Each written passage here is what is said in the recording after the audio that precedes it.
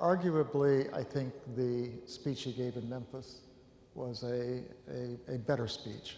It was a fuller speech. It was a more coherent speech. And I think what he was trying to do was sum up the meaning of his life. He had reached the point where he was ready for death, but he had always been ready for that. But I think what he was coming to decide was that he was not going to accomplish his great goals in life. Some people, most of you perhaps, think of him as a civil rights leader. He did not think of himself that way.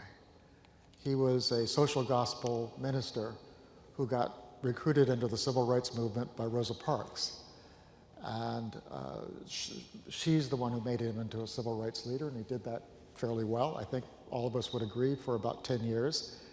And the civil rights agenda was pretty well completed by 1965. But if you look at his papers, as I've done for the last 30 years, you find that his agenda went much beyond civil rights reform.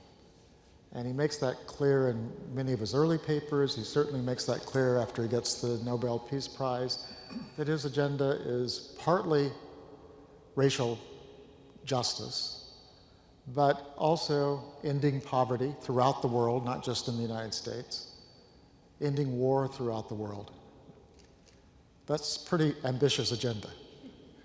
And what happens during the next few years is that all the popularity that he gains from the I Have a Dream speech, from getting the Nobel Prize, from the success of that civil rights agenda, he is enormously popular. And he spends that popularity quite rapidly.